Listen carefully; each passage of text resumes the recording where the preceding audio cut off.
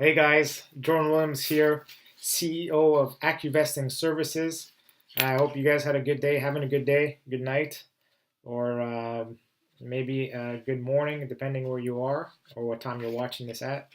So I just wanted to come in and drop a little video explaining a little bit about myself, my company, what we've been doing, and kind of get introduced to you guys. Hopefully, you guys enjoy this.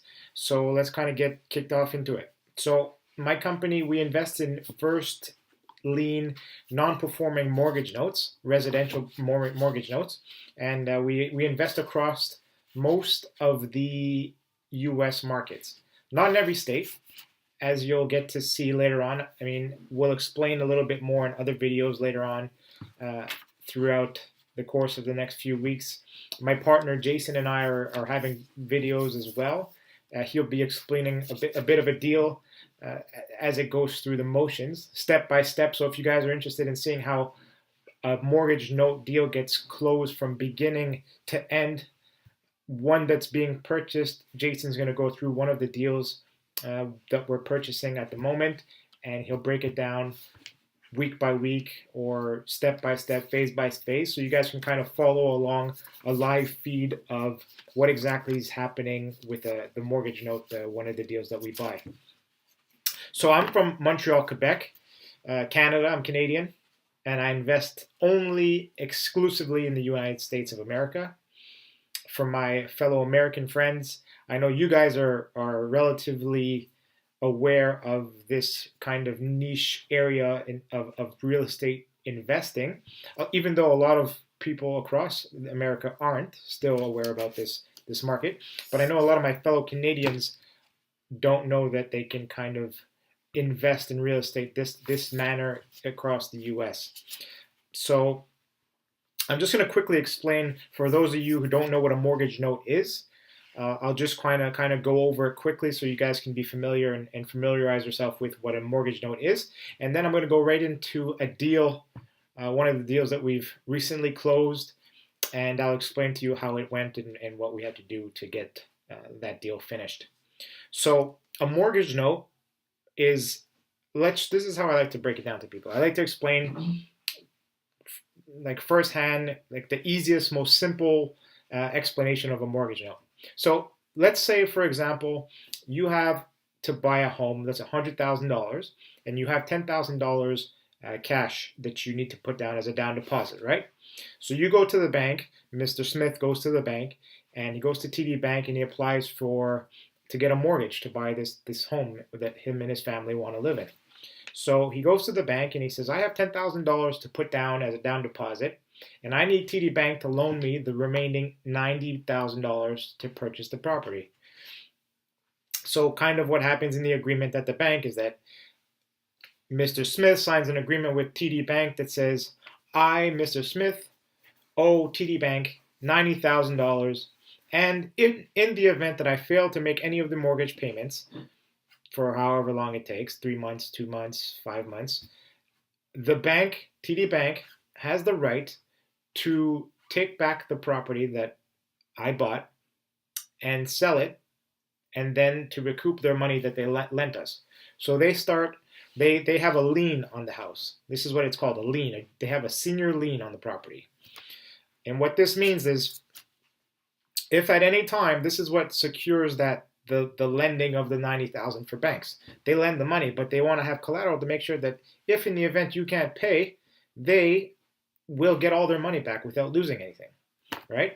So across America, what happened is there's a lot of people, especially during the 2008 crash, which is just a bit over 10 years now. What happened was there's a big influx and backlog of these properties that were being foreclosed on because people couldn't afford to pay them. So what banks were doing, in essence, was they had these stacks of paper, properties, contracts, these mortgage notes, the promise to pay, that people weren't paying on. So they had, instead of foreclosing through and going through this whole process, what the banks would do is that they take X amount of notes, which is X amount of contracts, $90,000 contracts or more, whatever the homes were worth, and they'd sell those contracts to big companies at a huge discount to recoup their money and then get back to their primary business of creating loans, right? That's what banks do. Their main business is to create loans, lend their money out, and collect interest. That's how banks operate. So us as individuals and investors kind of had an opportunity here to start buying these notes, these mortgage notes, these contracts at a big discount. So, for example, that $90,000 contract that John Smith had, just for say, this is John Smith, I'm just using a random name, had purchased from the bank. They signed that agreement for $90,000. The bank then sold it for, say, 50% of that value, so $45,000. So an investor like myself can come around, pay $45,000 to the bank, and now I have that contract. This is John Smith now owes Jordan Williams, or my company's name, AccuVesting Services, $90,000. Now I want to get this person repaying and working out the deal to get this loan that wasn't being making any money, or what people weren't paying, to get them to start paying again. So this is where what's awesome about this industry is that I can come in, whereas a big bank doesn't have the time, or they don't want to spend the money on all these properties that aren't bringing in cash flow or investment dollars. And I can call these people. And I can say, hey, how's it going? What exactly happened? How come you stopped making your payments last 6 months? How come you haven't made your payments in the last year?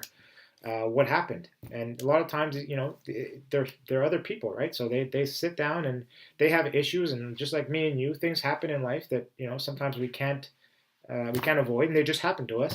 But we're there, and I'm able to be there as a small investor and actually listen to the problem and actually try and renegotiate and see if I can come up with a solution to solve their problem for them. There's something that works for them and works for us. Okay, so that's in essence what a mortgage note is. It's a contract to repay a loan that they took out. So I hope that kind of clarifies a little bit of the issue of what a mortgage note is for some of you guys that are just maybe trying to get into the industry, or have heard about it and didn't know exactly what it was, or for those people who just didn't know to begin with. I hope I kind of enlightened a couple people that watched this video.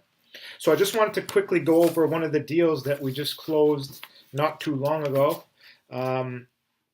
It was actually a property in San Antonio, Texas. It was in Texas. And I'm just going to go over a little screen recording here. I'm going to go show you guys kind of the numbers and the deal, so you guys can kind of visualize that a bit and see what exactly. I mean, I find it's difficult when you just listen to numbers. So if I can just show you, it'll make it a little bit easier, right? So what we did was we ended up buying this property, or this mortgage note rather. And so what we did was we purchased this mortgage note. As you can see, we purchase price plus the expenses came out to $25,000. So just a reminder to my Canadian friends and investors, this is all in USD currency. All right. So we purchased the property for the mortgage note for $25,000. The fair market value of the property was around $93,000, and the unpaid balance on the property was $69,000. So that's what the borrowers still owed on their mortgage, which we as the lenders were entitled to recover in whichever way we were able to. If we were able to come into a new contract agreement, this is how much they owed us on their mortgage. So a little bit of info before I get into what we did was that, so this note, we ended up calling the borrower, getting in contact with them, and we tried to we actually did initiate contact and were able to get them on the phone. And what we did was we spoke to them. We spoke to the owner, and she seemed to be complying with us. She wanted to kind of move forward with it, and it seemed like we were gonna be able to come to kind of an agreement. And we had sent her a financial statement. So whenever we try to renegotiate or try to get the borrower to start paying again, we want to get a sense of their financial situation. So we send them out a letter which is their financial application, and they'll fill out what all the needed information about their current job, their employee status or employment status, how much they're earning, and then from there, what we would typically do is we're able to then see how much that person is able to afford in terms of their mortgage payments, and that's where we get to kind of, which is really nice, we get to play around with the numbers, the interest rates, the loan duration, and how much their monthly payments can go. So we might be able to come down on their payments, which might make it more affordable for them, and then then they'll start paying again. It makes them happy, makes us happy, and everybody wins. So she kind of we sent her the application, and she came back with a couple weeks later, so maybe 3-4 weeks later, we ended up trying to contact her again, requesting if she sent that where that document was. I don't know where it was. So we spoke to her again. She had said that, oh well, her mailbox is kind of close to their neighbors, and the kind of the spiel that they give when they're trying to make an excuse of possibly the neighbor took her mail. She didn't receive the letter, so we ended up sending her another financial statement in the mail, and then again another couple weeks passed, 2 weeks passed or so, and we tried to contact her again, but this time to no avail. She wasn't responding. She wasn't trying to get back to us. So in that case, we didn't really have a choice but to start the foreclosure period. And when you start the foreclosure process, usually what happens is it kind of puts a little fire under them to kind of let them know that the lenders are serious, and we'll have to take action to recover their money if that's need be. So throughout the foreclosure period, our attorney was trying to contact her, sending her notices, and kind of the whole legal process was getting done. But throughout it, she wasn't really responding. She didn't send any email. She wasn't responding to the letters, nothing. So we ended up finding out a little bit down the line of the foreclosure process was that the owner of the property, whoever had rights to the property, actually ended up passing away. So this kind of went into like a little probate complication. So we had to kind of redo the papers with the attorney and kind of settle things in a different fashion to make sure all the title on the property was clean and clear before we went to foreclosure. So once that was done, nobody actually had interest in the property, meaning that in the will from the person who owned the property, it wasn't left to any heirs. So title was cleaned. That stretched out the process a little bit longer. We had to pay a little bit for that, but it's fine. And ended up going to foreclosure. And at foreclosure, we ended up selling the property for $65,000. So again, let me reiterate the deal. So we purchased the property. Purchase price plus expenses was $25,000. Fair market value of the property was around $93,000. The unpaid balance was $69,000. And when it went to auction, we set the price at $65,000, and there was an investor there who picked up the property for $65,000. So the profit we made on that deal was $40,000, which is it's a pretty good deal. I'm not mad at that. That's it doesn't happen like this all the time, but circumstances in this case kind of unfortunate, but kind of swung in our favor a little bit. So it was a little bit more than 100% return on that deal. So what's fantastic about that is that I'm being from Montreal in Canada, buying real estate in the U.S. I never even have to go set foot over there. I'm buying the mortgage notes, which I have teams in place. I have a network of team members that I have on the ground over there servicing companies. I work with a bunch of different companies and vendors that facilitate the whole process. So it's great. I mean, I'm in Canada and I'm investing in real estate from my office, and I never have to go there. In 2019, it was great. It's awesome. We got this technology. We got so much means of communication with people all across the world that I don't even have to be there. I think that's pretty awesome. Prior to getting into this business a couple of years ago, the way I thought about investing in real estate was, your feet are on the ground, you're in the property, you're checking out the valuations, you're there with the contractors, the realtors, all that kind of stuff, and